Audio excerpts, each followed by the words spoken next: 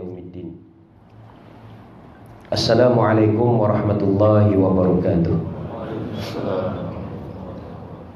Terima kasih pada Tuan Juruacara Majlis Syekh Baharudin yang kita alu-alu dan raikan panelis jemputan forum Subuh Wario pada pagi ini sempena dengan lembaran baru di Surau Putra Al-Amin. Seterusnya para jemaah juga Wario pada pagi ini yang sebahagian besar daripada kita telah pun qiyam sejak jam 4:30 pagi tadi dipimpin Al-Fadhil Ustaz Ahmad Tirmizi bin Abdul Rahman qari kita, dan juga telah mengimamkan solat subuh kita sebentar tadi. Seterusnya mendoakan, sama-sama kita mengaminkan doa yang dipimpin oleh beliau. Mudah-mudahan doa dimakbulkan oleh Allah Subhanahu wa taala. Amin amin ya rabbal alamin. Muslimin dan muslimat yang dirahmati oleh Allah Subhanahu wa taala.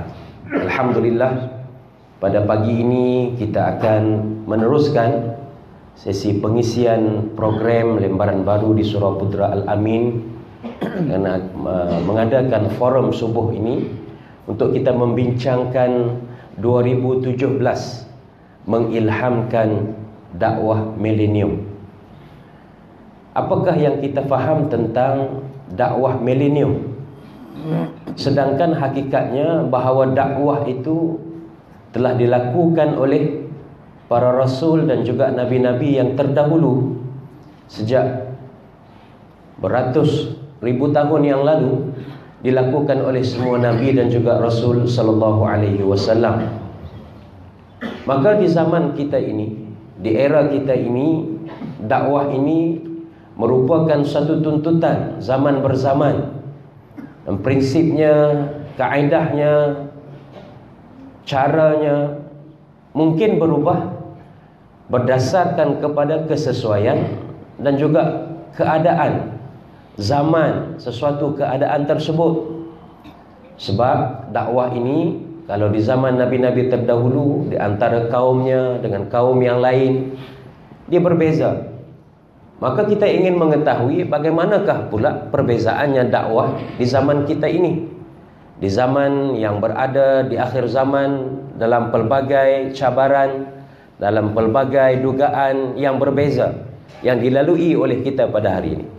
Sebab itu dua panelis kita yang kita memang kita kenali dalam bidang dakwah ini, di sebelah kanan Al-Fadhil Ustaz Datuk Dr. Muhammad Izhar Arif bin Muhammad Qasim, seorang pendakwah yang tidak asing lagi, dan juga merupakan panel jemputan bulanan kita di Surau Putra Al-Amin ini, dan penuh dengan aktiviti-aktiviti dakwahnya, bukan sahaja dalam negara, bahkan di luar negara sana, dan baru balik daripada umrah. Terima kasih kepada Al-Fadhil Datuk. Malam ini saya duk bayangkan saudara Samsul Amri debat yang akan pakai songkok tinggi. Rupa-rupanya Dr. Izhar Arif yang pakai songkok tinggi. Kan?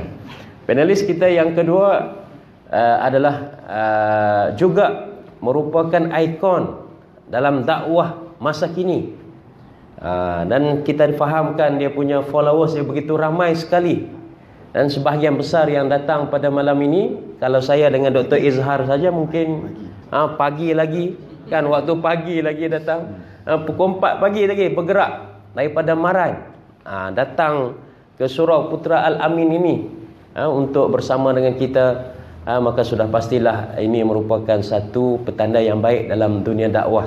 Dan adakah ini dikatakan dakwah milenium? Saudara Samsul Amri bin Ismail, ataupun kita lebih kenali dengan Samsul Debat. Kenapa panggil debat, orang tanya kan? Kerana dia adalah merupakan Presiden Persatuan Alumni Debat Malaysia. Ada siapa di kalangan sini-sini yang jadi ahli? Ada? Tak ada. Jadi siapa yang nak jadi ahli, boleh jadi ahli. Tak kira debat sekolah rendah ke, sekolah tadika ke, sekolah menengah, Amerika, Samsul Amri kata boleh masuk dalam dia punya persatuan. Alhamdulillah. Kita nak mulakan perbincangan ini mengilhamkan dakwah milenium tahun 2017 pada pandangan Datuk. Apakah yang boleh kita klasifikasikan ataupun kita ciri-cirikan bahawa zaman baru ini, tahun 2017 ini, apakah dakwah-dakwah yang sesuai untuk kita garapkan, untuk kita sampaikan kepada masyarakat, supaya dakwah yang merupakan tradisi para nabi dan juga para rasul itu artinya sesuai dengan sepanjang zaman dan juga sesuai dengan sepanjang pelbagai keadaan. Silakan Datuk. Assalamualaikum warahmatullahi wa ala alihi wa sahbihi ajma'in. Yang saya hormati lagi saya kasihi sahabat saya Ustaz Zakaria, atau lebih dikenali sebagai Abang Zaid. Pagi-pagi malam tu tanda-tanda tak cukup tidur, tuan-tuan. Sahabat panel saya Ustaz Syamsul, saudara Syamsul Adabi, Syamsul Debat, ramai sangat kawan nama Syamsul. Syamsul Debat, Syamsul Adabi, Syamsul Yusuf, Syamsul Gau-Gau. Ini Syamsul Pelik, tuan-tuan puan. Sebab pagi tadi saya confuse. Aku ni nak forum dengan Syamsul. Nak pakai jubah ke pakai songkok? Lepas tu tengok baju Melayu ada tergantung. Baju ni orang sponsor ni tuan. Dia bagi hadiah. Tu besar tu, dia buat tak ikut body. Jadi saya pun kata tak apalah. Orang tu dah bagi orang apa? Dah hadiah. Kita kena pakai, dapat pahala. Datang pula forum dengan Syamsul Debat, lagi pahala besar. Saya pakai songkok. Dia kopiah dengan songkok sesuai. Jadi masuk dalam, dia datang balik daripada Maran. Letih tuan tu. Tapi dia kata, aku tengok songkok kau tenang hati. Tengok songkok pun tenang. Aduh, alhamdulillah. Assalamualaikum warahmatullahi wabarakatuh. Tuan-tuan dan puan yang dikasihi sekalian, inilah yang dinamakan dakwah. Dakwah ini tuan-tuan, tak lain dan tak bukan perlu ada perpaduan.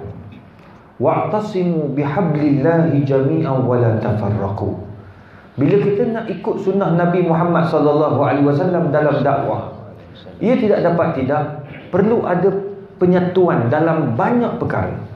Tak kiralah kamu mempunyai ideologi yang berbeza, tak kiralah kamu mempunyai pandangan yang berbeza, tetapi bila kita bersatu, kita memikirkan isu dakwah, kita memikirkan isu masyarakat, tuan-tuan dan puan yang dikasihi sekalian, tak dapat tidak kita perlu balik kepada ajaran Islam. Tuan-tuan, kita fikir hari ini, kalau Nabi SAW diutuskan oleh Allah Subhanahu Wa Taala untuk jadi contoh dan qudwah. Laqad kana lakum fi Rasulillahi uswatun hasanatun liman kana yarjullaha wal yawmal akhir. Sesungguhnya pada Nabi Muhammad ada contoh akhlak yang sangat terpuji.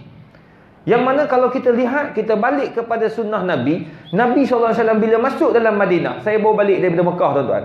Patut nak jumpa Syamsul Debat dekat sana. Tapi bila saya sampai, saya daripada Palestin sampai, saya pergi Madinah 15. Saya sampai Madinah 15. Syamsul balik 16. Tapi nak cerita, Allah buka pintu rezeki jumpa hari ni. Apa yang saya dapat lihat bila kita berjalan, tuan-tuan, di Palestin, satu tempat yang subhanallah, banyak tempat-tempat yang para nabi dan rasul turun dekat situ. Kita dapat lihat tempat Nabi Syuaib. Kita dapat lihat tentang tempat Nabi Ilyas, dan banyak tempat, tuan-tuan dan puan. Tempat Nabi SAW lalu daripada Makkah sampai dekat Baitul Maqdis, ataupun kita katakan Masjidil Aqsa. Kita dapat lihat, dapat feel, tuan-tuan dan puan. Tapi apa yang kita dapat lihat hari ini, tuan-tuan, apabila tempat-tempat suci ini, tempat-tempat bersejarah yang Yahudi telah ambil kesemuanya. Bayangkan, tuan-tuan, nak masuk semayang subuh, tuan-tuan, pagi macam ni, saya keluar daripada hotel, nak jalan sampai ke Baitul Maqdis, nak sampai ke Masjidil Aqsa. Nak sampai ke Masjid Aqsa tu lebih kurang 1 kilometer ataupun 1.1 kilometer. Yang pergi tu pakai tongkat ada. Jemaah saya lebih kurang 45 orang, ada 3-4 orang pakai tongkat. Sanggup pergi, tuan-tuan. Kita keluar daripada hotel pukul 3.30. Kadang-kadang pukul 4. Kita target macam itulah. Sebab subuh lebih kurang pukul 5. Jadi kita sampai itu pukul 4.15. Tuan-tuan, nak masuk Masjidil Aqsa yang Allah Subhanahu Wa Taala lakarkan dalam Al-Quran. Tempat yang kita kena ziarah. Nabi kata la tushaddur rihal illa ila thalathati masajid. Jangan kamu bersungguh-sungguh nak pergi kecuali 3 masjid. Pertama Masjidil Haram, yang kedua Masjidi, yang ketiga Masjidil Aqsa. Tuan-tuan, nak masuk sampai-sampai tuan-tuan, Yahudi laknatullahi alaih tak bagi masuk.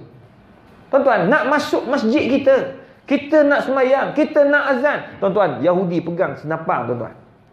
Lalu tentera Yahudi dulu. Dia kata tunggu, kami tak boleh nak buat apa. Tunggu ramai-ramai tuan-tuan, beratur nak boleh masuk.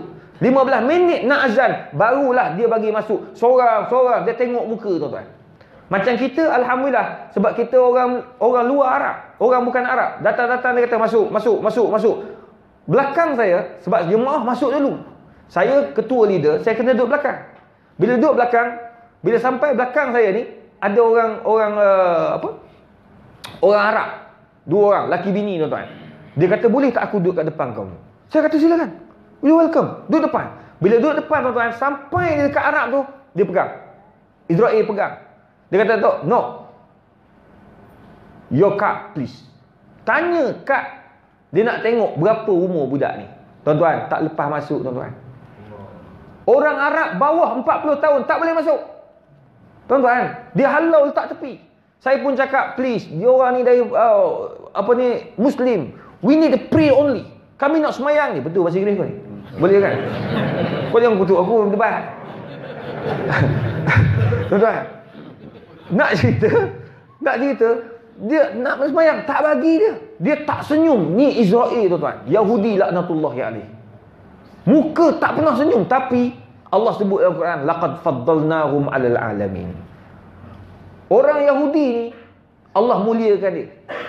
Allah muliakan, Allah bagi kelebihan dalam banyak perkara. Pertama, bijak. Tuan-tuan, tengok orang Yahudi. Daripada dulu sampai hari ni, bijak. Tuan-tuan tengok perpecahan hari ni, orang Yahudi. Tuan-tuan tengok zaman Nabi SAW, perpecahan dalam kalangan para sahabat. Ketika setelah Nabi SAW meninggal, Abu Bakar meninggal, Umar meninggal, Osman meninggal, Ali, tuan-tuan nampak lihat dah. Mudah mula perpecahan dalam kalangan orang Islam. Antara grup Ali dengan grup Umayyah. Tuan-tuan, siapa yang mulakan pecah ni? Yahudi.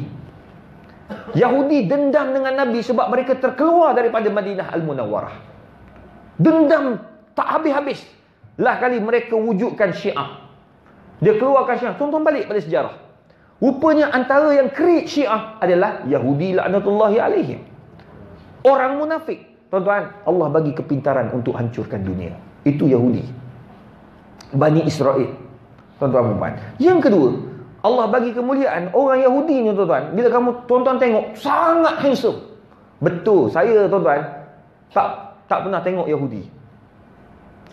Bila tengok handsome, la ilaha illallah. Lelaki tuan-tuan, Allahu akbar, handsome. Perempuan? Tadi aku tengok kau tidur. Bila sebut perempuan segar terus tuan-tuan.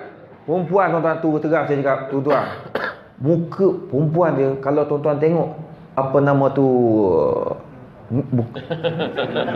Nilofa. Jangan sebut Nilofa. Apa nama tu ni, Angelina Jolie tuan-tuan. Begitulah. Muka Angelina Jolie semua. Tak kenal. Tak kenal kan? Tak kenal susah kata. Boleh Google tuan-tuan. Allahu akbar. Cantik-cantik. Tentera dia kebanyakan ni perempuan. Yang jaga border perempuan. Tuan-tuan, saya lekat 3 jam. Sungguh? Sendiri lekat. Tapi nak buat, kita nak keluar, nak masuk tak boleh. Dia lekat kat tu, pegang pasport tuan-tuan. Perempuan semua. Tapi muka cantik, sampaikan pakcik yang bawa tongkat tu, saya ingat pakcik tu, umur 67 masa tu, dengan bini dia, romantik gila tuan-tuan. La ilaha illallah. Aku rasa banyak tengok macam tu debat punya ceramah balik. Ya Allah, jalan dia batuk, hak ni batuk, hak ni pun batuk tuan-tuan. Sama-sama batuk. Ini baru betul-betul kasih sayang sejati sampai ke Israel tuan-tuan. Tapi dalam keadaan tongkat tuan-tuan, nampak apa nama tentera Israel perempuan ni, Allah ustaz cantiknya. Cantik tuan-tuan, nak kata isteri dia, cantik pula dia kata. Nak cerita tuan-tuan, ni memang cantik sungguh. Saya lekat, dia 3 jam duduk kat border. Dia tanya kenapa, rupa-rupa tuan-tuan, dia tahu semua saya punya maklumat. You belajar kat Syria Why? Dia tanya saya kenapa belajar kat Syria.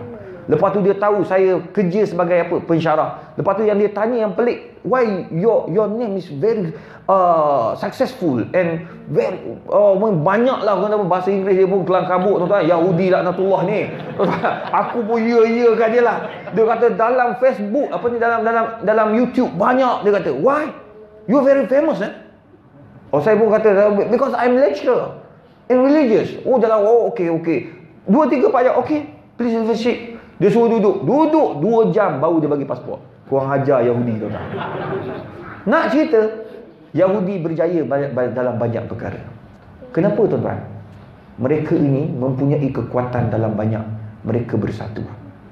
Yahudi dekat Israel bersatu dengan Yahudi di negara-negara lain. Tuan-tuan, mereka pegang orang Islam. Tetapi kita hari ini nak berdakwah, macam mana kita nak berdakwah kalau kita berpecah? Itu sebab bila Nabi SAW sampai di Madinah, Nabi bina Masjid Quba, Nabi bina Masjid Nabawi tuan-tuan. Kita tengok sampai ke Masjid Quba, cubalah hayati sejarah Masjid Quba. Kenapa Nabi bina? Tuan-tuan, 3 hari Nabi bina. Kemudian Nabi bina pula Masjid Nabawi dalam 4 kilometer je. Kenapa tuan-tuan? Nak bagi orang Islam bersatu. Kalau orang Islam tak bersatu, macam mana nak berdakwah? Itu sebabnya bila tuan-tuan tengok, lepas Nabi SAW, masa Nabi hidup lagi, dah nampak dah politik tu dah ada. Tuan-tuan tengok, Abu Bakar ada politik. Politik ni pemikiran. Abu Bakar ada pemikiran dia. Pemikiran Abu Bakar, pengikut Abu Bakar ada orang dia. Abu Bakar orangnya lembut tuan-tuan. Dalam menentukan suatu-satu perkara, Abu Bakar orang yang lembut. Omar tegas, dia ada pengikut dia.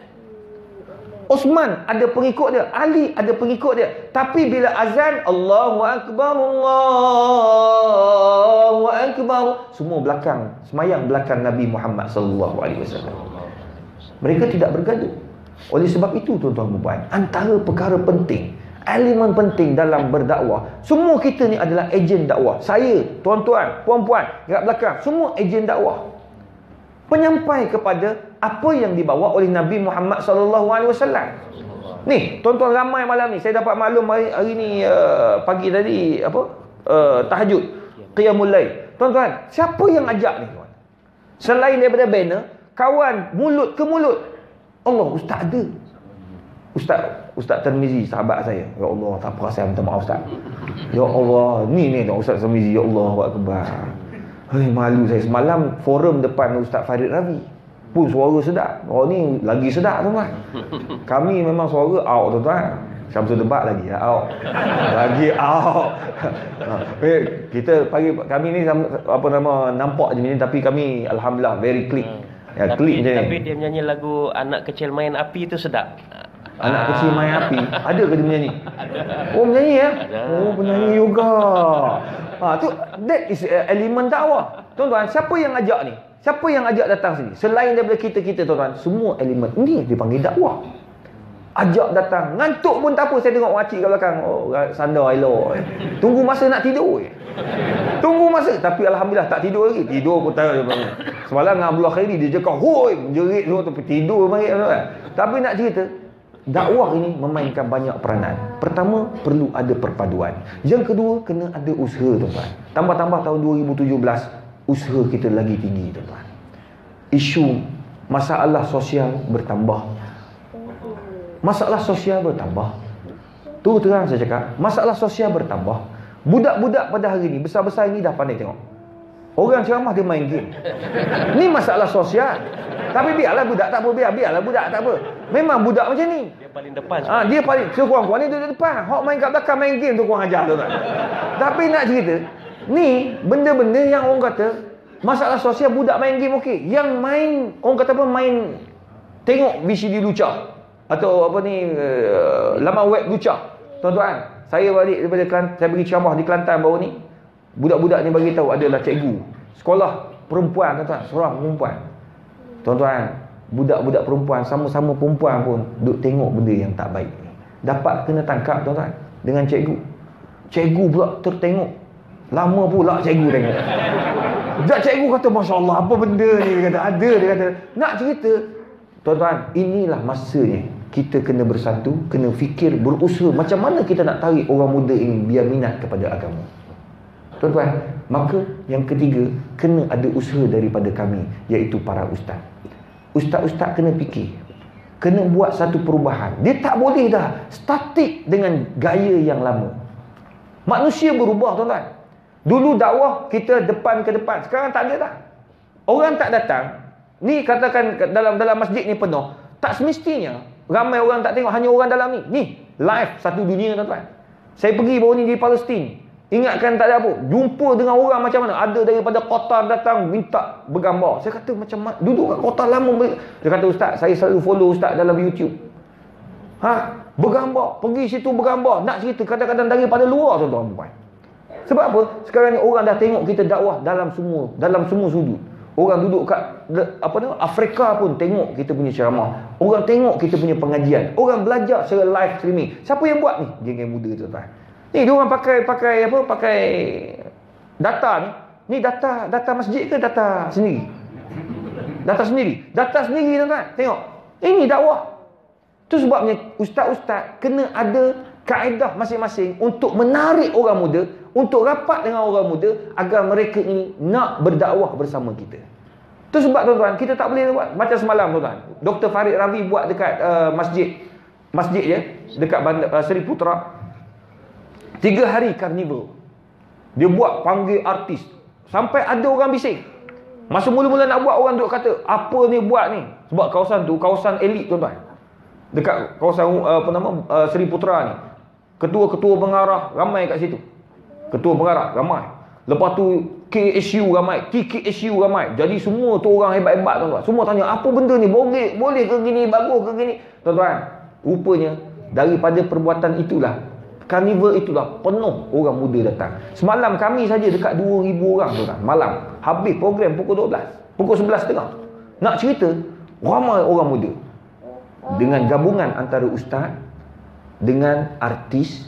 Sebab apa? Sebab orang muda dia nak ilmu dan dia nak juga kepada hiburan. Tetapi kita cuba tarik biar hiburan itu bersifat keagamaan. Jadi tuan-tuan perempuan yang dikasihi sekalian, dengan 3 elemen ini, dakwah akan terus berseni apabila sampai tahun 2017. Tambah-tambah kita hari ini berada dalam 2017, tuan-tuan. Banyak perkara yang kita kena buat. Tambah-tambah macam kami ustaz-ustaz lagi lah. Yang halal perlu dihalalkan, wajib dihalalkan. Yang haram perlu diharamkan. Kita kena memasukkan perkara-perkara ini dalam minda para pemimpin.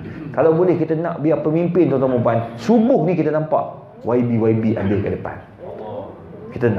Kita nak suatu hari nanti menteri pun datang masjid di mana-mana berada. Tak kira, tanpa maklum lah. Sekarang ni kita ada Agung baru naik ni. Awal-awal dah pergi semayang berjemaah mana merata, tuan-tuan. Kadang-kadang bawa kereta sendiri, tuan-tuan. Dia buat macam dia duduk kat Kelantan. Dan tak mustahil spa ni masuk. Sebab famous spa ni, tuan-tuan. Spa pula lah. SPAA. Dia dah pening lah. Apa pula spa pula pergi lah. Dia keluar bahasa negeri, tuan-tuan. Tak mustahil datang Sultan Agung kita, tuan-tuan. Nak cerita biar pemimpin ada. Oleh sebab itu, tuan-tuan, pemimpin kena datang masjid. Bila pemimpin datang masjid, dia minat pada agama, dia akan mudahkan urusan dakwah. Itu sebabnya, Syamsul, kau jadilah YB yang baik. Bila jadi YB, kau jangan lupa aku, YB. Jadi tuan-tuan dan puan, itu yang kita nak cerita. Biar pemimpin dan ulama sentiasa seiring untuk memajukan dakwah, khususnya dalam negara kita. Wallahu a'lam bishawab. Poin yang ditekankan adalah kebersamaan ataupun perpaduan tanpa mengira ideologi politik, tanpa mengira latar belakang, kefahaman dan sebagainya, bagi memastikan tujuan dan matlamat Islam ini untuk dicapai, untuk disemarakkan lagi dalam dunia dakwah ini. Maka kebersamaan, kesepaduan antara kita semua, sama ada di kalangan pemimpin, rakyat, sama ada di kalangan ustaz, pendakwah dan juga pengikut-pengikut semua, untuk kita bersatu tenaga bagi memastikan syiar Islam itu terus subur dalam negara kita ini. Bila nampak Ustaz Tarmizi, sepatutnya kita letak satu kursi ni biar Ustaz Tarmizi macam halakah tu, bila dah panel dah cakap satu baca Quran. Tapi kursi dia letak 3 je, tak cukup satu lagi.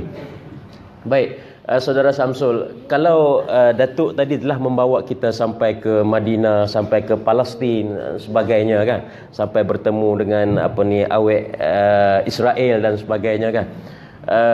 Kita nak baliklah ke kampung halaman kita, dalam rumah tangga kita sendiri, bahawa dakwah ini Allah Ta'ala perintahkan supaya kita memulakan dengan diri kita. Qu anfusakum wa ahlikum nara.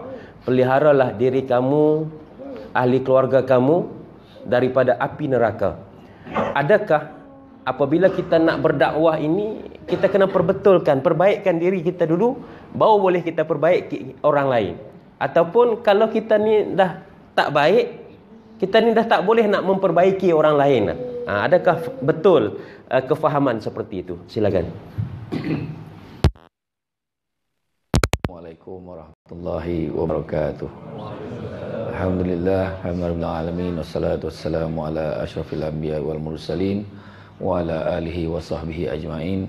Subhanaka la ilma lana illa ma 'allamtana innaka antal alimul hakim. Rabbi shrah li sadri wa yassir li amri wahlul 'uqdatam min lisani yafqahu qawli. Terima kasih ucapkan kepada Tuan Moderator Ustaz Zakaria. Yang bahagia Ustaz Datuk Dr. Izhar Arif. Sadap dia balon dia pagi ni. Ramai ni. Dia macam tu sebab dia minta first. Macam tu saya cantik kata kan. Jadi alhamdulillah, jadi bila sebut tentang itu, saya rasa macam saya nak duduk bawah lah dengar dia cakap kan.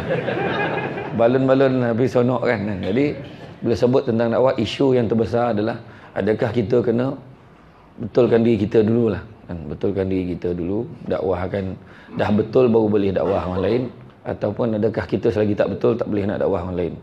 Kalau macam tu lah kaedah saya memikir-mikir kan lah. Contoh nak betulkan anak kita, anak tu payah lambik pula batu kan, daripada kecil kan, lambik dapat betulkan. Dah tua umur 60 kita pun tak sampai betulkan dia, kita mati dulu, tak sampai lah nak dakwah kat orang lain. Macam tu lah kira kan. Kira senang ke jawapan dah jawab dah tu kan. Jadi maknanya sebenarnya yang kita biasa dengar, sangat besar muka kebencian di sisi Allah bahawa kamu mengatakan apa yang tidak kamu kerjakan. Isu dia kadang-kadang kita suruh buat tapi kita tak mampu buat. Ada juga kita suruh buat, kita baru berazam nak buat. Cerita je. Contohlah, sama-sama lah kita bangun qiyam al-lail, hidupkan malam tahajud, dia pun tidur. Contoh kan. Tak, tetap dia kena sampaikan benda tu, tak ada masalah dia, kena cakap. Sebab kadang dia memang nak buat, tapi bangsa dia dapat bantah mempayah kan. Nampak bantah payah. Nak pula dia nak bangun bini pegang, contoh kan. Tak dapat bangun dah, contoh kan. Tidur dah kan. Bukan semua orang berani macam moderator ni kan. Tak ada kan. Ya, yang ramai macam Dr. Zaharif tu yang lambik tu. Contoh lah kan. Contoh kawan kan. Jadi maka Rasulullah SAW, saya nak ambil contoh macam mana Nabi pernah naik ke Bukit Safa. Nabi panggil, wahai orang-orang semua datang. Kawan-kawan puak kafir Quraisy ni ramailah, puak Quraisy ni datang. Ada yang datang langsung, ada yang hantar utusannya.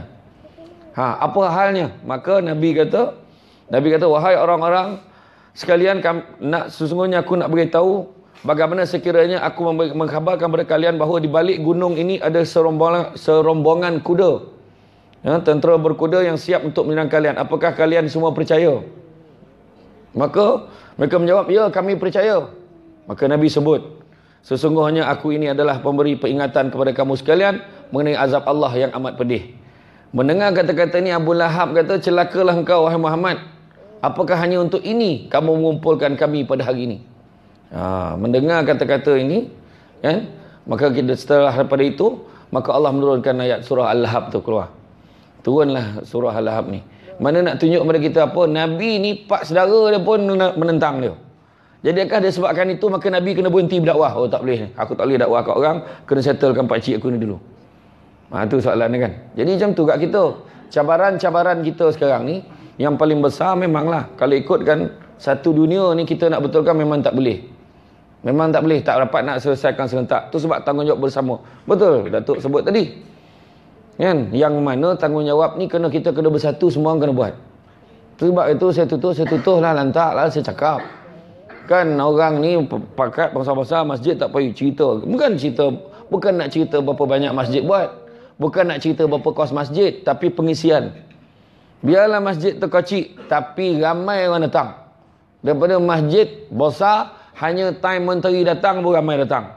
Yang menteri tu pun datang tu lah sekali datang. Contoh lah kan. Betul saya cakap betul terang.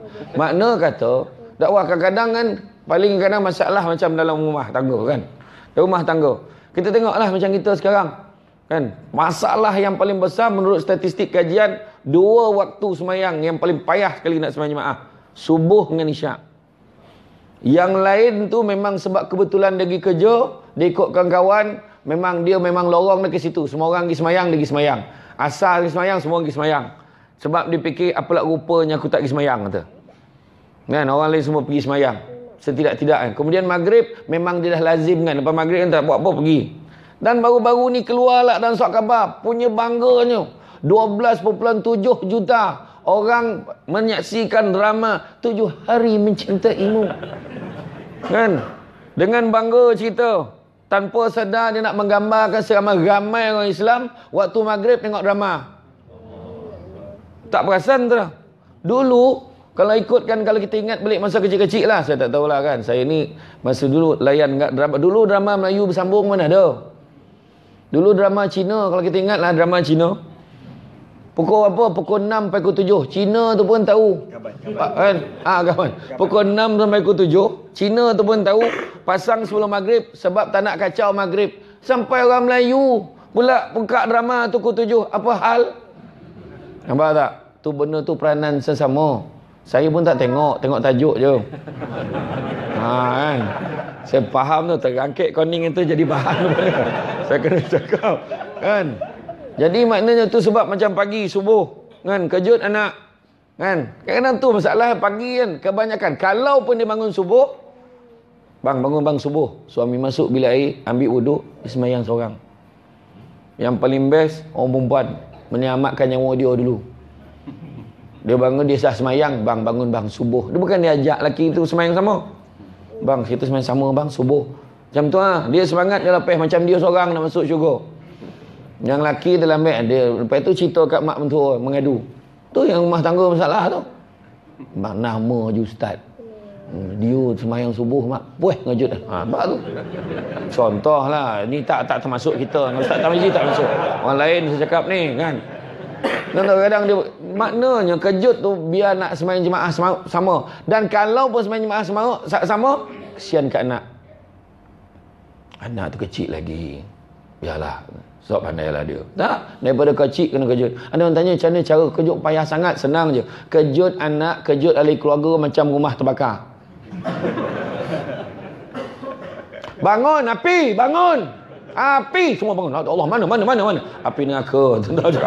Ada tagak atau api neraka. Memang ya pun kan, kita nak menyelamatkan diri kita dan ahli keluarga kita daripada api neraka. Maka kita kena ingat, kita kena sampaikan hidayah itu urusan Allah. Maka kita sebut tanggungjawab kita dalam dakwah pertama, tanggungjawab atas diri sendiri. Sebenarnya dalam surah At-Tahrim, jagalah dirimu dan keluargamu dari api neraka, yang disebut oleh Ustaz Zakaria tadi. Setiap manusia dituntut memperbaiki diri sendiri dan meningkatkan keimanan serta ketaatan kepada Allah agar terhindar daripada api neraka. Makna untuk diri sendiri pun kena. Dia bukan hanya diri sendiri saja. Diri sendiri kena, orang lain pun kena. Kedua, tanggungjawab terhadap keluarga pun kita kena jaga. Mak ayah kita. Tu sebab saya cakap tu salah satu kunci tu kunci kereta. Nak kunci bahagia tu kan. Dalam dunia akhirat, kunci kereta. Maksudnya kereta tu kita pandu, anak kita dalam tu, ayah kita dalam tu, mak kita dalam tu, keluarga kita dalam tu. Mana hala tuju nak bawa keluarga kita. Tanggungjawab ke atas keluarga kita. Ketiga, tanggungjawab ke atas kaum kerabat dan juga sahabat terdekat pun kita kena beritahu. Tu yang tadi Dr. Zahar sebut tadi, beritahu semua. Sekarang ni dah ada WhatsApp, beritahu dalam WhatsApp. Ada audio kuliah ni keluar satu dunia nampak. Ya, memang betul, saya tak nafi, memang betul, glamour betul dia. Saya pergi sana pun ingat Dr. Zahar dia panggil saya. Saya kata bukan. Punya glamour dia. Betul. Saya kata oh dahsyat. Dia belum sampai lagi, saya kata. Saya kata, dahsyat dia. Maknanya sampaikan saya pun orang perasan dia. Faham tak? Maknanya nak tunjukkan bahawa sekarang ni dakwah ni dah macam-macam cara. Maknanya tak ada masalah. Ada orang yang pakai, ada orang dia ringkaskan. Kadang ucapan-ucapan kita tu kan, dia buat dalam satu teks, kemudian dia forward. Antara kandungan ceramah malam tadi. Ada. Kemudian ada yang seorang tu pula, tak adalah kerja lain.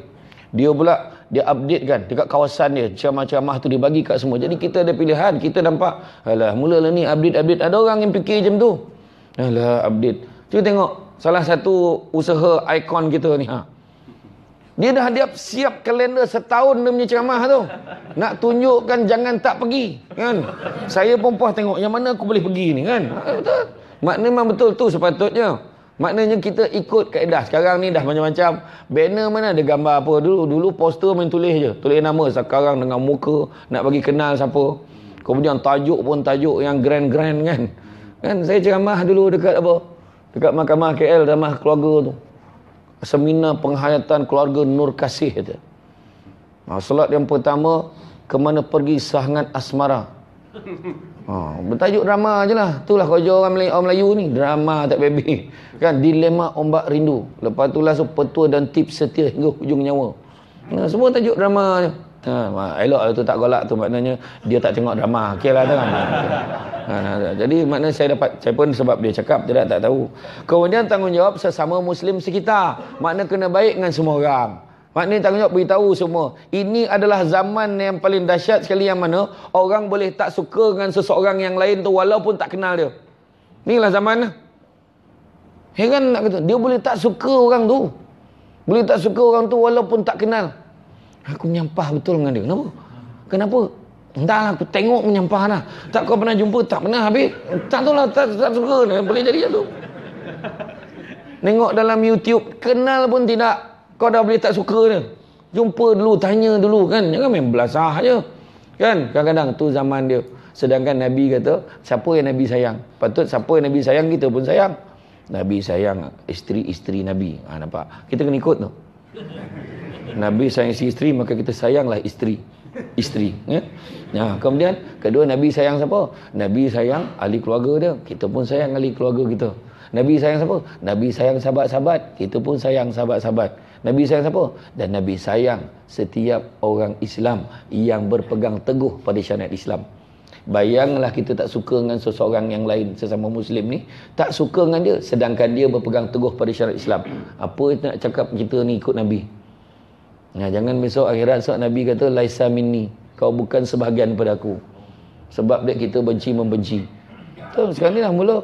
Kan? Macam mana Nabi mempersaudarakan, sebab apa? Puak Ansar Muhajirin boleh baik walaupun tak kenal. Kan? Lepas tu Nabi damaikan juga Aus dan Khazraj. Aus dan Khazraj tu punya tauruk bergaduh beratus tahun sampai terlupa sebab apa gaduh dulu. Sekarang ni pun dah berlaku. Dalam keluarga-keluarga Melayu Islam di Malaysia dah berlaku. Mak, kenapa kita tak baik dengan pakcik? Kan saudara kita kan. Tak tahu lah tu atuk kau dulu. Tak tahu pahal. Mak pun tak tahu. Dulu. Betul tak? Dah berlaku.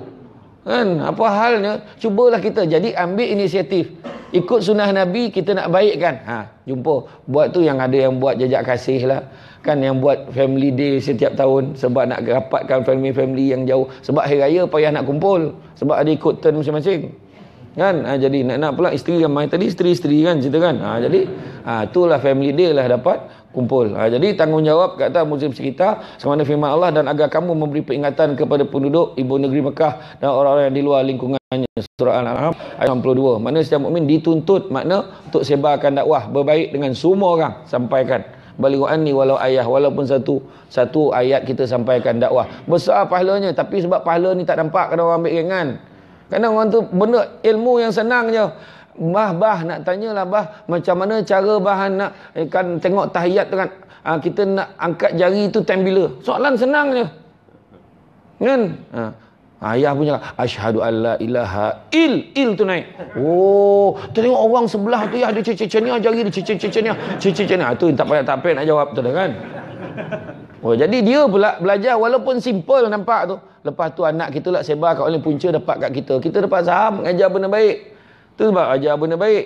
Kan? Dan jangan malu dengan keluarga kita kalau tak tahu nak jawab. Bukan semua soalan kita semua boleh jawab tau. Betul, kalau tak boleh jawab, cakap Imam Malik pun 10 soalan 2 je dia jawab. Yang lain dia kena rujuk dulu. Jangan tak jatuh maruah kita kalau tak boleh jawab. Budak-budak sekarang ni pandai. Yah ni macam mana? Yah ni macam mana? Wah tu nanti ayah semak dulu. Tanya, ya kan Jibril kerja dia turunkan wahyu kan, betul? Lepas Quran dah tak ada lagi dah kan, memang betul. Habis kan Jibril buat apa? Kan payah soalan tu. Macam mana nak jawab tu? Wah, ini mencabar soalan ni. Wah, tak, dan ayah tak tahu dah, ayah nak jawab tak? Macam ni lah. Jibril dengan ayah kau sama makan pencen. Kau suka-suka kau ya kan. Pergilah tanya Dr. Izzah, tak dapat anak jawab soalan ni. Beritahu pejabat mufti. Sudahnya berbincang itu bagi fatwa tu. Nak menentukan Jibril buat apa. Tak ada cakap wallahu alam bisawab, tak ada siapa tu, semuanya Allah jualah yang mengetahui Jibril tengah buat apa nak. Yang tu jangan malu, cakap aja tak tahu. Kemudian tanggungjawab seluruh manusia. Sebenarnya firman Allah, kalian sebaik-baik umat yang dikeluarkan untuk manusia, menyuruh kebaikan, mencegah kemungkaran dan beriman kepada Allah. Terakhir dah tanggungjawab khairul umat, iaitu kita nak memperbaiki umat Islam di sekeliling kita. Ya, yang mana kita dipilih oleh Allah untuk menemui manusia, untuk mengajak mereka kepada kebaikan dan menyelamatkan daripada murka Allah Subhanahu Wa Taala. Jadi kita nak menjalankan tugas Nabi. Termasuklah kita cuba menyambung tugas Nabi. Antaranya kita tahu perjuangan Nabi adalah mentauhidkan Allah. Jadi sejauh mana kita mentauhidkan Allah? Itu sebab didik diri sendiri, ajak orang lain sama. Betul lah, paling mudah bermula. Ada seorang ahli falsafah kata, dia kata aku berhasrat nak ubah seluruh dunia, dia kata. Masa dia kecil tu, nak ubah seluruh dunia. Tapi bila dia dah mula dewasa, dia kata satu dunia ni besar sangat, tak apalah aku ubah negara aku. Lepas tu bila dia ubah negara aku, sampai tua dia tengok negara pun besar juga, payah nak ubah negara aku. Akhirnya bila dia dah tua, dah nazak tu kan, dah tua lah, dah nazak, dah orang kata dah tak larat lah, tak apalah aku ubah keluarga aku. Akhirnya bila dah nak mati sangat dah, baru dia sedar keluarga dia seorang pun dia dapat ubah. Barulah dia sedar, alangkah bagusnya kalau aku dapat ubah diri aku sendiri. Manalah tahu dengan mengubah diri aku sendiri, aku jadi contoh teladan yang baik. Saya tak langsung keluarga aku juga dapat aku berubah. Kemudian keluarga yang menjadi contoh teladan yang baik pada masyarakat dapat ubah masyarakat. Tak mustahil juga boleh mempengaruhi pengubahan kepada negara, dan tak mustahil juga boleh mengubah seluruh dunia. Bermula dengan diri sendiri. Tapi tak adalah makna selesaikan diri sendiri. Semua jalan serentak. Semua jalan serentak. Nak dakwah ni dakwah semua. Buat mana yang kita boleh. Tegur sahabat, tegur. Tegur ni jiran-jiran, tegur. Kan? Itu sebab masyarakat kita sekarang ni lain pula. Tak macam dulu, mak ayah kita dulu kan. Anak orang tu anak kita juga. Kan? Sekarang ni jangan tegur, marah. Oh jangan ni anak aku, kau jaga hal kau. Katakan. Itu yang kita sebut awal tadi. Adakah nak betul diri sendiri dulu? Yang cakap engkau pun diri sendiri tak betul nak tegur orang. Jangan tengok siapa yang bercakap. Tengok apa yang dia cakap. Dan dakwah ni memang cabaran dia besar. Betulkan keluarga kita. Mentauhidkan Allah tadi. Bila azan, macam mana Ustaz sebut tadi, Allahu Akbar, Allahu Akbar. Apa kerja kita? Tengah tengok TV. Alah kejap lagi iklan. Macam tu. Setan tu lah kerja. Kejap lagi lah iklan dulu. Iklan kan semayang. Nampak? Tengah basuh motor, Allahu Akbar, Allahu Akbar. Basuh motor. Tinggalkan motor tu, pakai bersiap semua, start motor pergi masjid. Itu baru cerita mentauhidkan Allah. Allah Akbar, Allahu Akbar, lagi kuat dia rem motor tu. Macam mana nak cerita mentauhidkan Allah tanpa sengaja, kita tak sedar yang sebenarnya kita dalam hal tu pun kita tak boleh nak mentauhidkan Allah sebenarnya. Ada benda lain lebih mustahak daripada panggilan ilahi. Tunggu iklan nak baru salat. Kan? Iklan TV3 kan panjang. Macam tengok kan. Lepas tu bila semayang, Allahu Akbar, dah habis lebih iklan tu. Macam mana tu kan hidup kita. Allahu Akbar, Allahu Akbar, gadget. Jangankan cerita budak-budak main game, bapak budak pun main game. Kan? Dah tak ada kerja dah sekarang ni. Pengaruh tu cakap ni, Yahudi tu halus je. Dia bagi ni semua, dia punya gadget ni dia siapkan ni. Kan? Tapi sebenarnya tak ada masalah kita sebagai orang yang bijak gunakan. Cinta Allah, maka kita akan cinta Al-Quran. Cinta Allah dan Al-Quran, maka kita akan cinta Nabi. Cinta Nabi, kita akan hidupkan sunnah Nabi. Cinta sunnah maknanya kita cinta akhirat. Cinta akhirat, maka kita akan tinggalkan dunia, melainkan kita ambil yang boleh kita manfaatkan untuk bawa ke akhirat sahaja. Itu sebab ingatlah banyak-banyak. Dakwahlah selagi boleh. sampaikanlah tanggungjawab ni, tanggungjawab bersama. Ni kira ramai lah ni subuh mana ada. Belum pernah dalam sejarah saya lah tengok, belum pernah lagi forum perdana buat subuh ni. Itu yang dia dah biasa skrip malam tu kan. Subuh pun sebut malam. Alhamdulillah, tahniah lah. Usaha yang sangat baik, mudah-mudahan diikuti oleh orang lain. Lepas ni kita buat forum tu time Qiyamul kan, time tahajud, sebelum tahajud kita forum dulu. Macam tu baru segar. Yalah macam pagi subuh kan, kejut kadang-kadang. Tu saya cakap tadi, kita punya kena ubah, kita sesuaikan. Macam pagi, kenapa agaknya anak-anak tak semangat? Sebab bapa tak semangat. Kejut subuh, bang subuh bang, suami masuk ambil wuduk kan, tak berkumur dengan tak mandi. Allahu Akbar. Bismillahirrahmanirrahim. Alhamdulillah Rabbil Alamin. Waladdallin. Dah sampai dah waladdallin. Dia main skip je lah kan anak. Tu anak tak semangat tu. Kan cuba contohi Ustaz Dr. Izhar Arif. Bila isteri kejut dia masuk, dia mandi, gosok gigi dah siap, ambil wuduk kan. Dia semain sunat 2 rakaat dulu. Pas semain sunat 2 rakaat baru dia Allahu Akbar. Bismillahirrahmanirrahim. Dia bacaan dia beralun. Alhamdulillahirabbil alamin. Semenjak balik daripada Palestin ni, macam tu. Ar-Rahmanir-Rahim. Barulah isteri tu dalam hati, suamiku. Nampak semangat. Itu dia kena tukar kaedah kita. Kadang tu baru dia dah semayang sunat, barulah dia ada power. Anak pun sonok. Jadi besok anak kita pula ikut yang kita ajar ni. Dulu kan, kenapa abang semai subuh ni semayang jemaah? Tak, bukan, dah biasa. Dulu arwah abah-abang dulu. Arwah abah-abang, nama abah-abang ingat tak? Ustaz Zakaria tu abah-abang tu. Dia memang tak tinggal subuh, memang jemaah. Jadi itu sebab abang tak boleh lah, dah terbiasa. Abah you tak buat ke? Abah I membuta je. Dia kata kan. Nampak jadi maknanya sesama kita buat. Jangan nak tunggu diri sendiri. Sebab kita nak buat ni lembaran baru, azam baru, tahun baru. Kita buat yang lebih baik, iaitu dakwah kita pelbagaikan kaedah dia. Wallahu a'lam bissawab. Atas perkongsian yang secara santai dan menarik. Bila kita berbicara tentang soal dakwah ni, tuan-tuan dan puan-puan sekalian, kita kena ingat bahawa dakwah ini adalah soal kita nak jadi baik dan kita pun nak orang lain jadi baik. Itu kita kena ingat. Apabila kita nak jadi baik dan kita pun mengharapkan orang lain jadi baik, maka kita tidak boleh membina konflik, membina permusuhan, perseteruan di antara diri kita dengan diri orang lain. Sebab itu kita tengok contoh dakwah Nabi SAW, bahawa Nabi berbaik dengan semua orang, hatta musuhnya sendiri pun, hatta orang yang mencaci, mencela diri Rasulullah, dengan orang yang cuba nak membunuh diri Rasulullah, Rasulullah membalas dengan perkara-perkara yang baik. Maka sebab itu dalam diri kita ni, kita cuba menjadi orang yang baik dan kita berbaik dengan orang. Maka itulah dakwah. Maka dalam diri kita, dalam ahli keluarga kita, dalam masyarakat kita, dalam jamaah kita, kita jangan mencipta musuh. Kita jangan melakukan sesuatu yang orang tak suka, ataupun kita jangan letakkan satu perasaan yang kita tak suka pada orang. Dakwah ini kita kena suka pada semua orang. Sama ada dia itu sama prinsip dengan diri kita atau berbeza prinsip dengan diri kita, sama pemikiran dengan diri kita atau berbeza pemikiran dengan diri kita, kita kena meletakkan husnuzan, bersangka baik. Mudah-mudahan dengan kaedah dan juga prinsip itu, dakwah itu dapat disampaikan dengan mudah. Orang dapat menerima nasihat kita, orang dapat menerima teguran kita. Maka itulah pentingnya kita memahami uslub dakwah ini. Datuk Dr. Izhar, dunia sekarang ini seperti yang Datuk sebut tadi, mempunyai pelbagai cabaran, dugaan yang begitu besar sekali.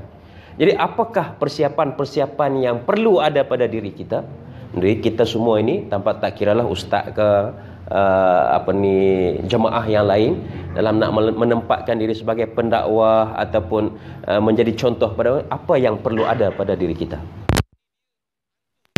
Rahim, Ustaz Zakaria, Saudara Samsul Tebak, tuan-tuan perempuan yang dikasihi sekalian, tidak ada perkara yang kita nak buat tanpa persediaan. Tuan-tuan, nak jadi pendakwah, bukan ustaz-ustaz saja, semua orang adalah pendakwah. Mereka perlu mempunyai persediaan yang baik yang diajar oleh Nabi kita Muhammad sallallahu alaihi wasallam.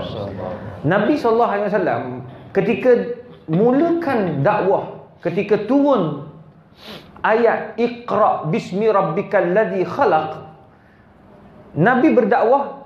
Nabi tak fokus nak menghasilkan, nak melahirkan sahabat-sahabat Nabi yang jadi ustaz. Tak ada. Bahkan Nabi ini mempelbagaikan generasi pendakwah daripada macam-macam bidang. Dia ada ahli sufah. Siapa ahli sufah? Abu Hurairah radhiyallahu anhu. Siapa Abu Hurairah? Abu Hurairah antara yang menghafaz hadis lebih daripada 6,000 hadis. Macam mana Nabi hasilkan? Abu Hurairah, tuan-tuan, kalau baca balik dia punya sejarah, baca dalam kitab Suwar min Hayatis Sahabah, dan diterjemah dalam bahasa Melayu pun, tuan-tuan, beli buku. Apa dia? Abu Hurairah ni asalnya ingatannya sangat teruk, tuan-tuan. Asalnya dia tidak mudah ingat, dia payah menghafal. Tetapi tuan-tuan dan puan, dia minat, dia cinta kepada Nabi Muhammad sallallahu alaihi wasallam. Dia bertemu dengan Rasulullah, "Ya Rasulullah, doakan aku ya Rasulullah. Aku nak menghafaz semua ayat-ayat, kata-kata yang lahir daripada mulutmu ya Rasulullah." Tuan-tuan, Nabi SAW dalam riwayat mengatakan, minta daripada Abu Hurairah, di manakah ridak kamu? Ridak ni kita punya serban. Letak serban yang warna putih tu, tuan-tuan, Nabi berdoa kepada Allah Subhanahu Wa Taala, "Ya Allah, kau kuatkanlah ingatan Abu Hurairah.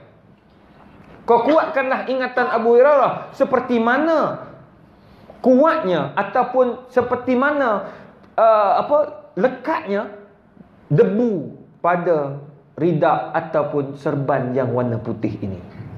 Maknanya yang putih ni kalau nampak jatuh debu ataupun nampak jatuh pasir, kita nampak sebab putih, tuan-tuan.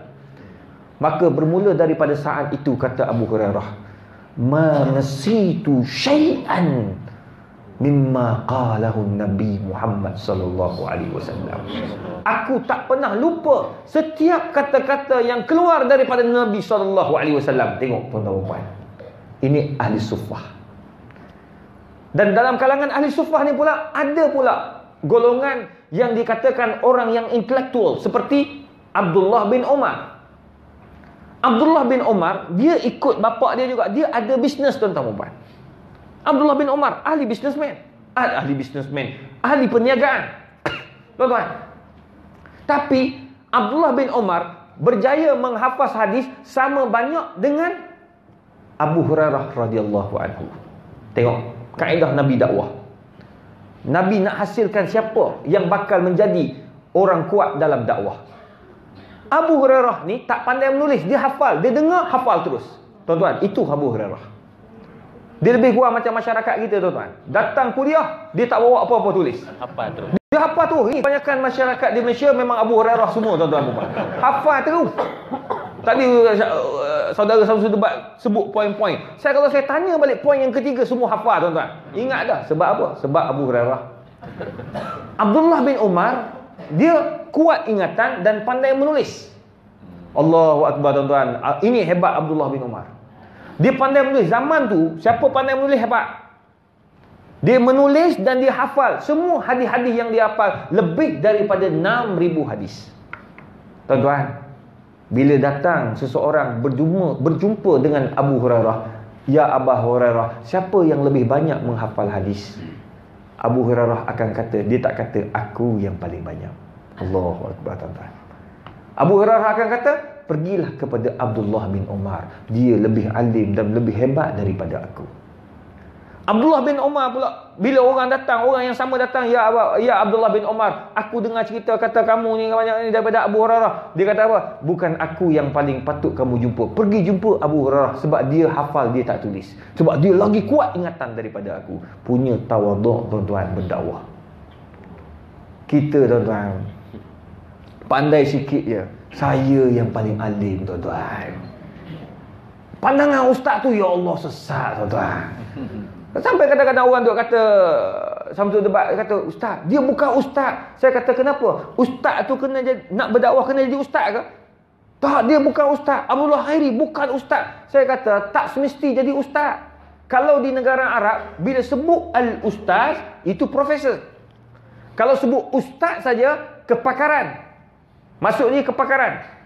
Sapu sampah. Ahlan bil ustaz. Kita panggil ustaz sapu sampah, tuan-tuan. Sebab kepakaran dia sapu sampah. Kalau engineer, ustaz kita katakan yang peguam kan? Peguam, ustaz muhami. Ustaz peguam. Dia panggil kepakarannya adalah peguam. Jadi apa yang penting? Dakwah. Itu sebab Abdul Rahman bin Auf seorang businessman yang hebat, yang kaya di Mekah dan Madinah, tapi tetap menjadi pendakwah. Jadi apakah persediaan yang Nabi masukkan pada mereka ini, tuan-tuan? Siapa yang main pakar perang? Khalid bin Walid, pendakwah, tapi dia mendakwah dalam aspek sebagai seorang ahli perang. Tapi tuan-tuan puan, apa yang sebenarnya Nabi masukkan dalam dakwah Nabi SAW agar mereka ini bersedia berhadapan dengan masyarakat di hadapan? Pertama, tak lain dan tak bukan ilmu, tuan-tuan. Hal yastawi alladhina ya'lamun wal ladhina la ya'lamun. Bila ada ilmu, beza tu, tuan-tuan. Itu sebabnya pemimpin kena ada ilmu, bukan sahaja dalam bidang mereka, dalam bidang agama mereka kena ada.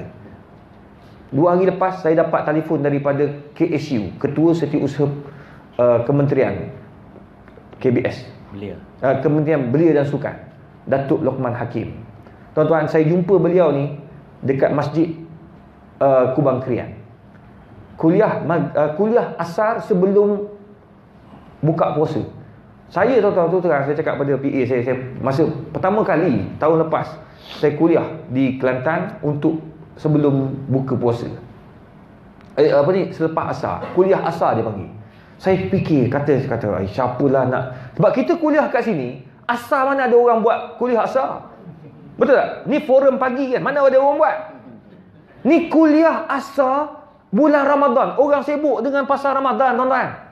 Saya duk kata, PA aku ni pelik sungguh. Marah ke PA kita? Ada kat dia marah. Dia ni betul ke tidak ni? Kita sampai nak pergi ke tak nak? Duk mikir sebab 3 tempat. Antaranya Masjid Muhammadi, Masjid Kubang Krian, ada satu lagi masjid tak ingat saya. Tapi 3. Ada ke orang ni? Orang duk kalut nak pergi makan-makan ni, tuan-tuan. Nak beli makanan. Tuan-tuan, saya sampai semayang asar, penuh orang sampai ke belakang. Masjid Muhammadi rapat ke belakang. Masjid Kubang Krian ke belakang. Saya kata, ramai betul. Memang semayang, lepas tu dia balik semua. Mesti balik ni. Lepas habis semayang, kita ada tazkirah daripada saya pun duduk. Tuan-tuan, tak berganjak orang, tuan-tuan. Kat situ saya kata, ya Allah, ramai betul. Sebab mereka telah dididik. Masyarakat di Kelantan tu dah dididik dengan masjid, tuan-tuan. Sebab arwah Tok Guru Ni Abdul Aziz Nikmat tak pernah tinggal masjid. Sampai hari dia nak meninggal dunia pun dia masih pergi masjid, tuan-tuan. Ustaz Don pergi ziarah, Mufti Selangor pergi ziarah. Dia bawa uncang package pundi kencing tu, semayang di luar, tuan-tuan. Dia tak masuk dalam masjid sebab apa? Dia takut kotorkan masjid. Dia semayang kat luar, tetap datang semayang. Masa tu kanser tahap 4. Tengok pemimpin bila ada agama, tuan-tuan. Orang tengok, Allahu Akbar, nak kata apa, tuan-tuan? Tu sebabnya masa dia meninggal dunia, 3 ke 4 kampung jam. Orang semayang bertukar-tukar. Sebab apa? Sebab kemuliaan yang dia buat masa hidup. Berapa lama dia berdoa pada Allah Ta'ala agar melahirkan seorang pemimpin, iaitu raja yang dekat dengan rakyat. Akhirnya Allah makbulkan doa. Nak datang masjid, nak tunggu sultan datang bukan senang, tuan-tuan. Ingat senang nak jumpa sultan. Saya pergi semayang kat Masjid Muhammadi, semayang, habis assalamualaikum Allah, rakaat ke habis tu, seorang datang jumpa saya. Ustaz, saya datang saya semayang dekat Masjid Muhammadi, ustaz, nak tanya ni. Padahal boleh tanya ustaz lain, tapi dia tak tanya sebab kita dah tanyalah ustaz, dia tanya. Dia sungguh menanya. Jadi dia kata, ustaz, nak tanya juga kita macam kat Mekah. Padahal ustaz-ustaz, padahal syarikat lain ni. Syarikat dia semua ustaz-ustaz dah ada. Dalam kapal terbang, ustaz-ustaz dia dah ada. Pergilah tanya ustaz kamu. Kalau tanya kita, serba salah kita nak jawab. Kita daripada syarikat lain, tolong jawab untuk syarikat lain. Kan marah pula ustaz yang itu lah. Wah, tak puas hati. Ustaz tanyalah ustaz juga kita ni. Jawablah kita tuan-tuan. Lah kali tak apalah, nasib baik dia orang pun faham. Tapi nak cerita, datang tanya, ustaz, saya nak tanyalah ustaz, sah ke tidak semayang saya ni ustaz? Saya kata, kenapa? Semayang saya, ustaz, bila saya bagi salam yang masa semayang di Masjid Muhammadi, soft yang kelima, saya bagi salam, Assalamualaikum warahmatullahi, yang sebelah kanan ni bagi salam sebelah kiri ustaz. Saya tengok muka dia, dia tengok muka saya. Saya suruh ambil tangan, cium tangan ustaz. Saya kata, kenapa hang cium tangan, kenapa tak bagi salam yang kedua? Salam sunat. Dia kata, ustaz, bukan tak si salam ustaz. Ustaz tahu tak siapa duduk tepi saya? Tak tahu. Siapa? Sultan Muhammad kelima. Nak kata Sultan Muhammad kelima duduk sebelah kan. Cium tangan tak? Dia kata kalau boleh pering tangan. Pering ni letak frame. Kalau boleh pering tangan, frame dah ustaz. Bersalam dengan Sultan Muhammad pada hantar rezeki lah tuan-tuan. Habis kalau frame nak makan apa tuan-tuan? Tapi nak cerita, bukan senang. Bukan senang. Tapi Alhamdulillah dengan didikan seorang tuan guru, tuan-tuan, Allah makbulkan doa. Tu sebab dengan ilmu. Saya jumpa, lepas tu, saya jumpa Datuk Luqman kat situ lah. Lepas habis ceramah, rupanya dia KSU.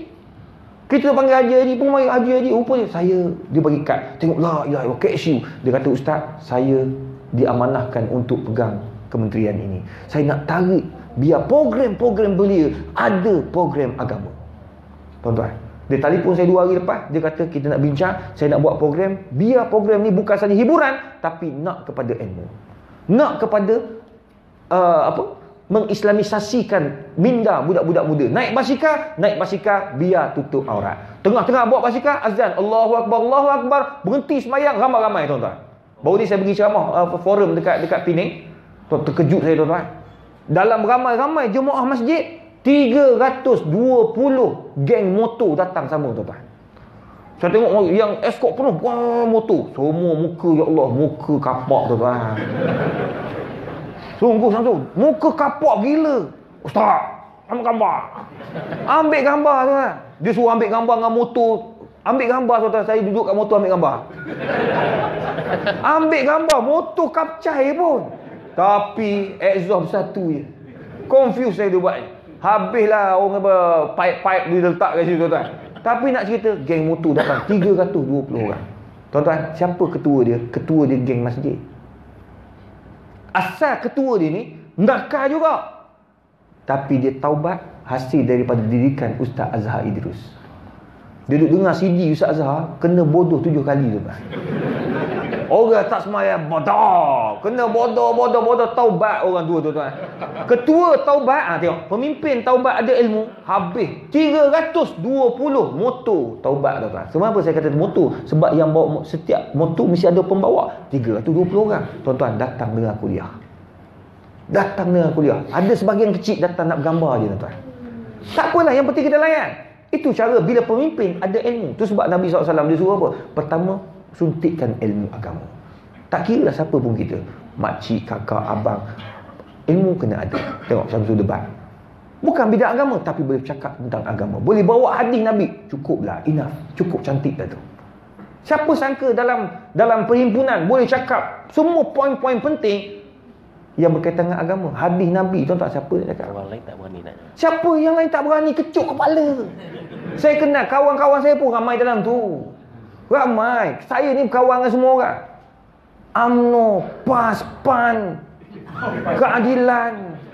Ada semua tuan-tuan. Semua. Sampai saya diorang panggil ceramah dekat surau Kajang tu. Rupanya dalam surau tu semua PAN Melaka tuan-tuan. Habis masa makan dia viva-kan saya tuan-tuan. Ustaz tahu tak? Syekh hantar tak tahu apa yang berlaku tak? Aku tak tahu tentang talak 3 tu kan. Saya antara yang menyokong hakim. Jadi pandangan saya tu diorang tak setuju. Hantar kena kaji lagi Syekh. Ya insyaAllah. Malas nak layan tuan-tuan. Politik itu bukan bidang saya. Tapi saya nak cerita, dalam tu ramai. Diorang ni macam-macam. Saya akan mengucap, apa yang perlu saya cakap. Kita pun bagi poin-poin. Hampas tak cakap langsung tuan-tuan. Dia cakap tuan. Antara poin ada 1 poin, 2, 3 poin dia ambil. Masjid, tentang masjid dia sampai. Dia cakap, dia tanya apa yang perlu saya sampaikan. Saya kata tekankan biar pemimpin datang masjid. Dia sebut sungguh mamak ni.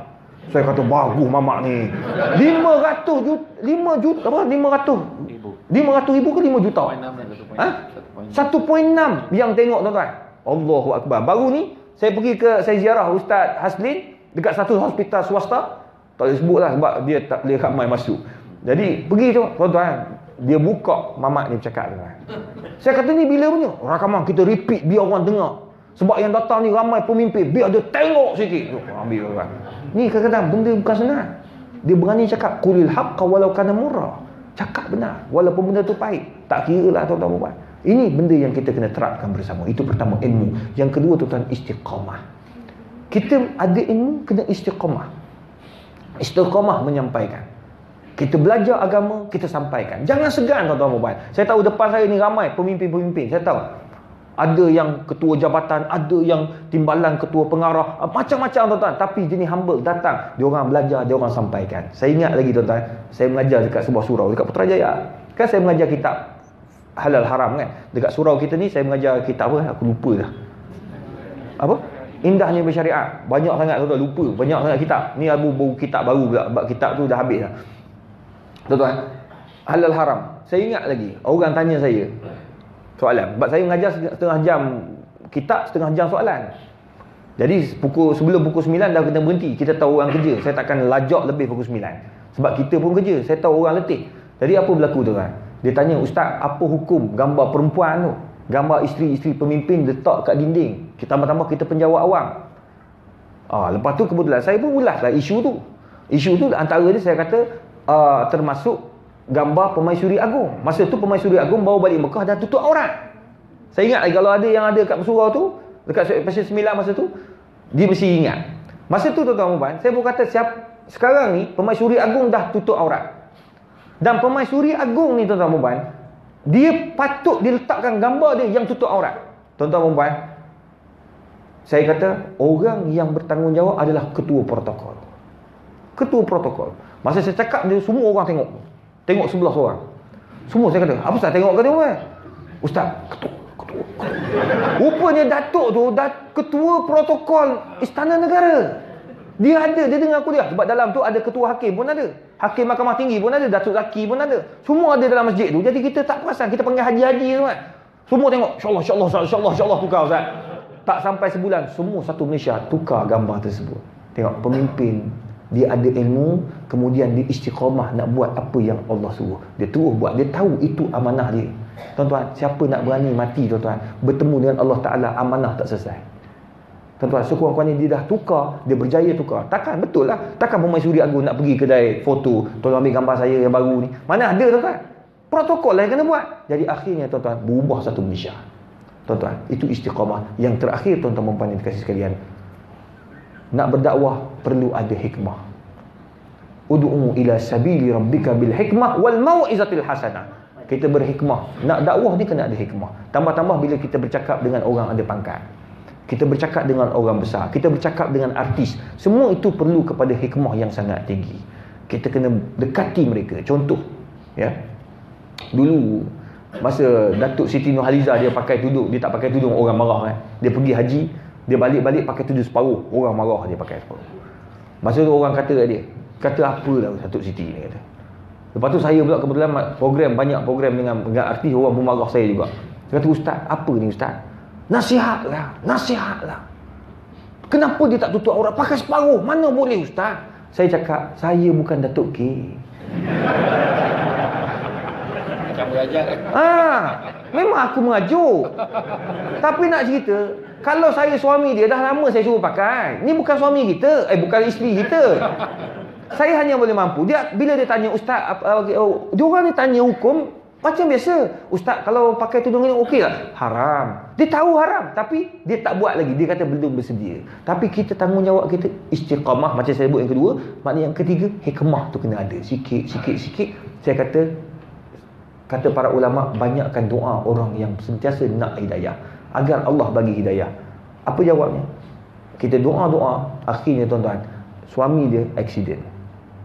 Ingat tak? Kat New Zealand, patah 4 ke 5, tak ingat dah. Tapi patah tuan-tuan, terus pakai tudung. Tuhan, jaganya untukku. Dia buat dalam kapal terbang masa tu. Masa tu ingat pada Tuhan terus tuan-tuan dan puan. Dan pakai tudung penuh. Tutup penuh. Daripada separuh singkat. Sekarang tuan-tuan dan puan, kalau tuan-tuan jumpa dah tutup labuh. Kita dia tak perasan. Saya perasan. Kita nak tengok perubahan manusia tu, kena tengok. Kita kena buat analisa. Berjaya ke tidak? Alhamdulillah berjaya tuan-tuan. Dulu Emma Fatimah, kawan baik, dia ada SMS lalu nak tanya hukum. Emma Fatimah dulu tu mana dekat beg dia, handbag dia. Sampai handbag pun pelik, aku pula pakai tudung dia kata. Tapi sekarang tuan-tuan, labuh, tutup pakai lagi, shawl lagi tuan-tuan. Nak cerita perubahan tu kena ada. Nak berdakwah kena slow and steady, step by step. Jangan kita ingat semua nak kena berubah 100%. Itu tanggungjawab kita. Sikit-sikit, lama-lama insya-Allah tuan-tuan, orang akan berubah. Percayalah. Dulu saya ingat saya mengajar kat Putrajaya 5 orang je tuan-tuan. Sekarang kuliah maghrib, kuliah fiqah dah ramai macam ni. Alhamdulillah satu perubahan yang cukup besar di Putrajaya. Sebab Putrajaya ni bukan senang tuan-tuan. Sampai Ustaz Kazim pun pening kepala. Saya sembang Ustaz Kazim kata pening Putrajaya ni. Selalu kalau pergi kat Sabah, Sarawak, penuh orang. Pergi kat situ ramai orang. Tapi mari sini tak ramai. Ustaz Zahar terus datang dekat saya Berjaya, penuh dalam masjid je, luar tak penuh. Pelik. Siti Nurhalizah datang menyanyi, tak ramai juga. Orang Putrajaya ni sangat pelik. Dunia tak nak, akhirat pun tak nak.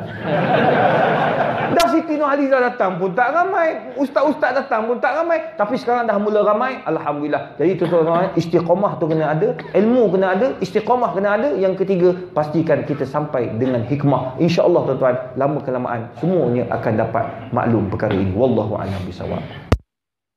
Pada Dr. Izhar, 3 perkara yang perlu kita persiapkan dalam diri kita untuk kita memastikan dakwah ni terus kekal relevan, lebih-lebih lagi di Putrajaya ini, iaitulah ilmu, hikmah dan juga istiqamah dalam memastikan dakwah itu terus berjalan. Akhirnya Saudara Samsul, kesimpulan yang boleh kita buat tentang tajuk 2017 mengilhamkan dakwah milenium ini, apa yang perlu kita lakukan untuk kita memastikan dakwah ini terus berjalan dengan sempurna, khususnya di kalangan anak-anak muda ini? Silakan.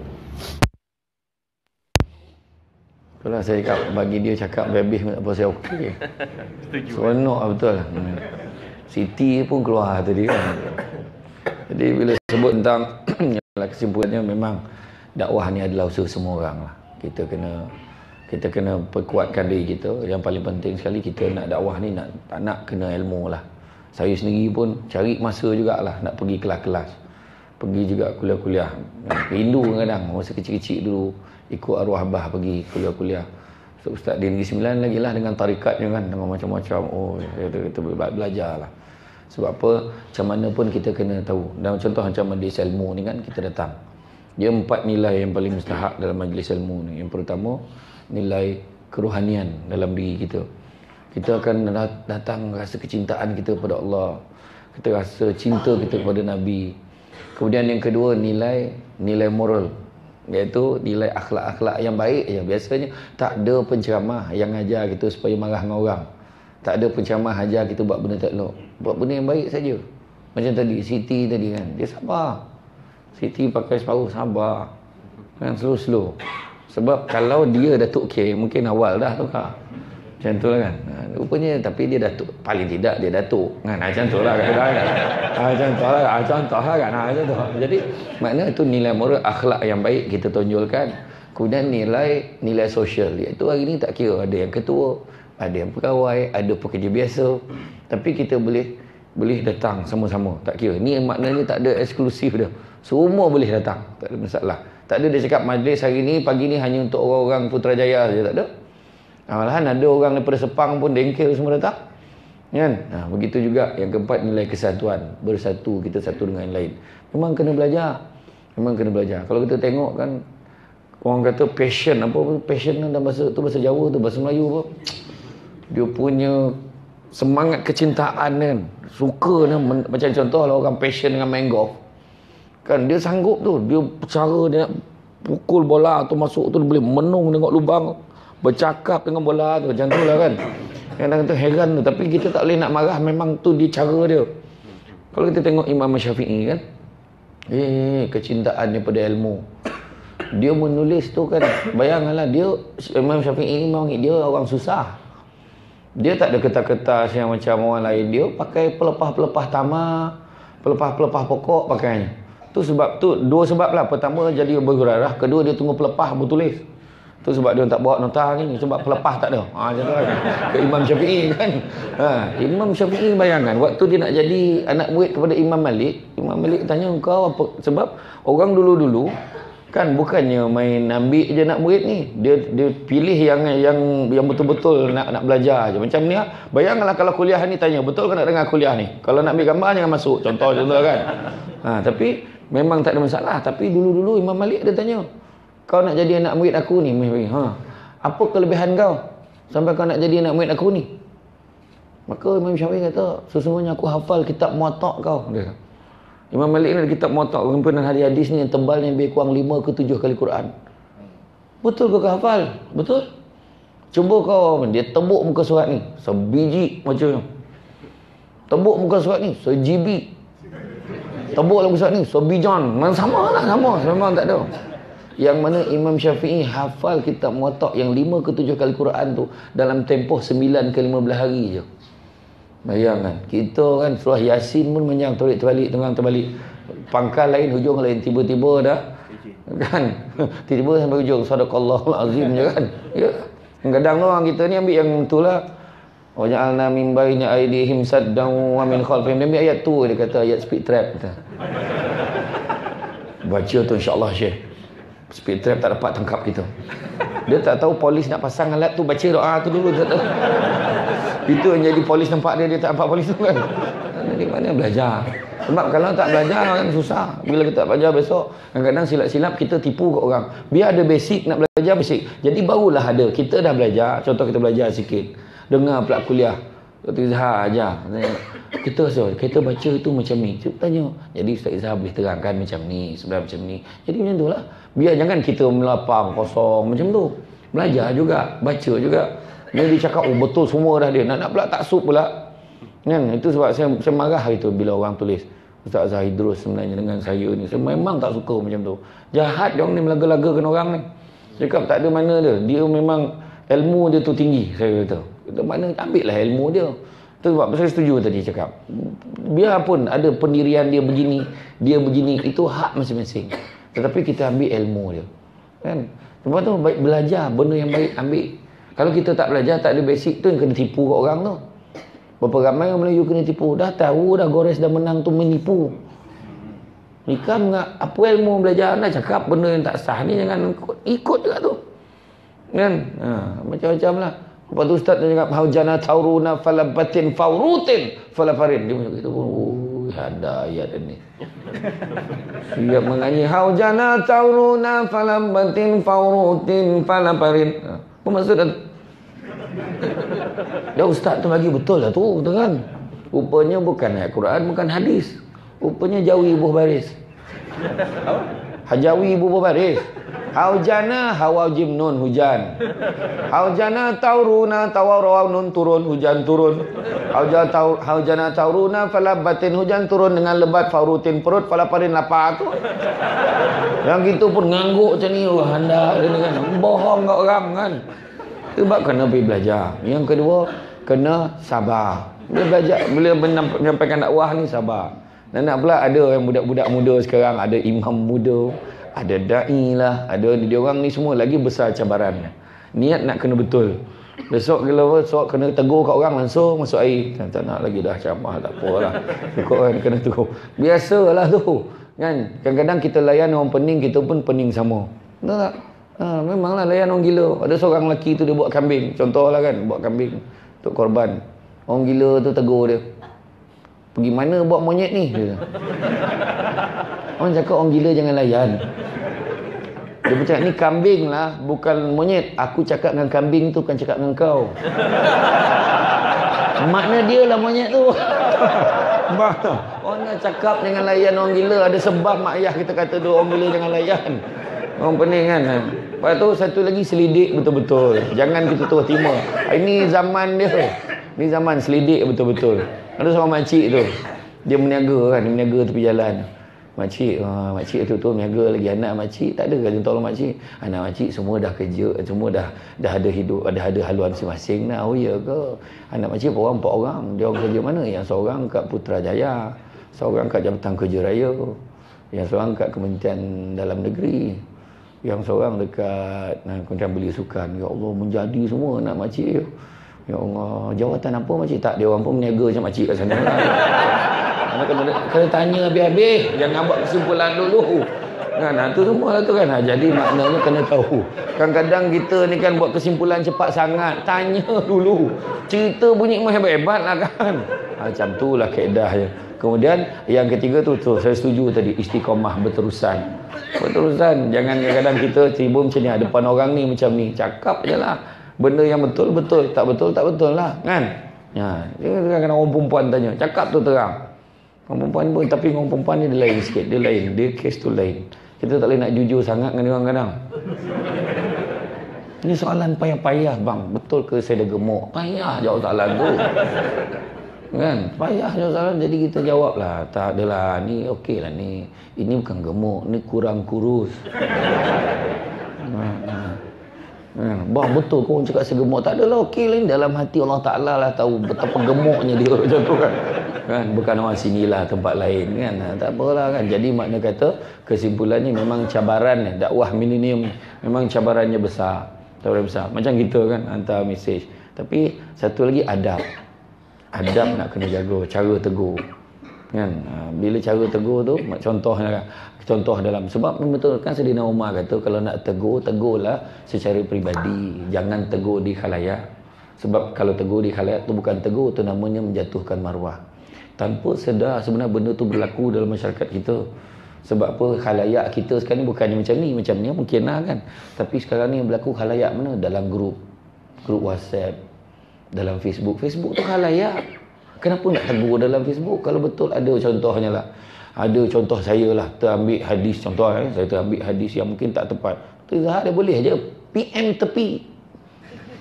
Syamsul, Syekh, ni hadis ni tak apa tepat. Sebenarnya ni hadis ni begini. Oh ya ke? Saya pun betulkan.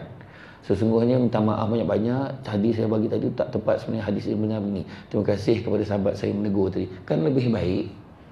Ini kadang-kadang balun dalam grup WhatsApp, cuba tengok bergaduh-gaduh, la ilaha illallah, engkau ni kenapa ni macam ni semua ni lah macam-macam lah kan. Jadi maknanya cara tegur macam suami pula, nak tegur jangan tegur depan anak-anak, jatuh maruah suami tu kan. Marah anak pun sendiri, anak sulung paling sensitif, jangan tegur depan adik-beradik yang lain tu, berdendam dengan mak ayah dia. Betul, ayah ni marah anak lambat balik, kau pergi mana ni, kau apa tak tiap balik, kau apa ke 7 maghrib kau tampar kau. Jadi mak ni janganlah menang. Awak ni bising nak budak tu balik, jangan. Sabar bang sekejap dah pergi mandi. Lepas tu suami, oh menang sangat anak. Bang sekejap bang. Apa?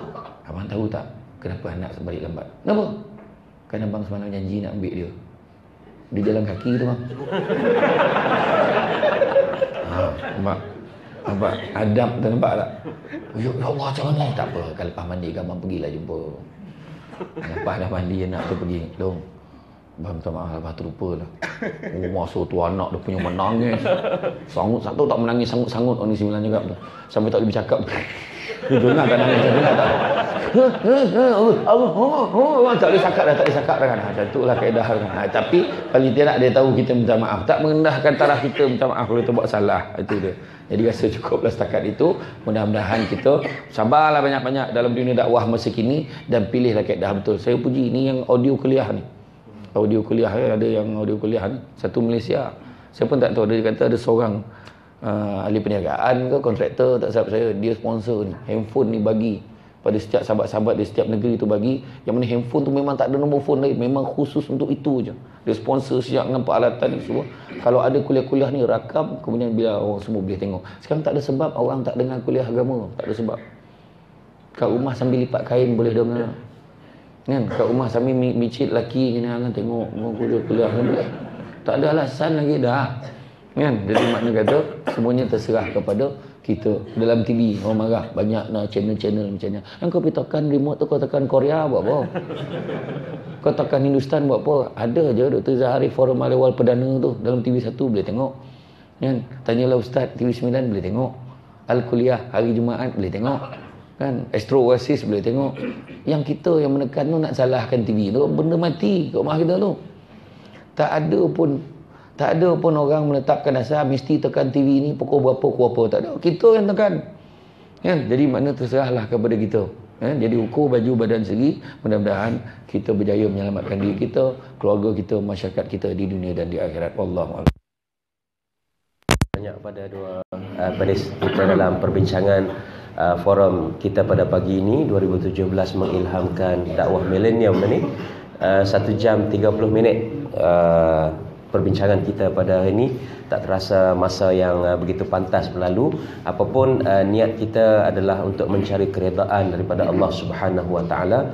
Mudah-mudahan kita menjadi hamba yang patuh kepada tuntutan syariat, dan juga kita menjadi hamba yang mendapat keredaan di dunia dan juga di akhirat nanti. Sekali lagi terima kasih kepada Datuk Dr. Ishak Arif dan juga saudara Samsul Debat kerana sudi bersama-sama dengan kita, dan terima kasih juga kepada tuan-tuan dan puan-puan semua yang istiqamah duduk. Ini daripada kuliah malam tadi, forum malam tadi, Qiyamul Lail, dan juga forum pada pagi ini. InsyaAllah malam ini kita ada kuliah lagi Maghrib sama Ustaz Wan Nik Kamarudin, dan juga kuliah Habib Ali Zainal Abidin selepas insya-Allah kita doakan kita istiqamah. Sekadar itu saja pertemuan kita pada pagi ini. Yang ada wuduk insya-Allah kita terus solat sunat duha dan ada sarapan. Wabillahi taufiq wal hidayah. Assalamualaikum warahmatullahi wabarakatuh.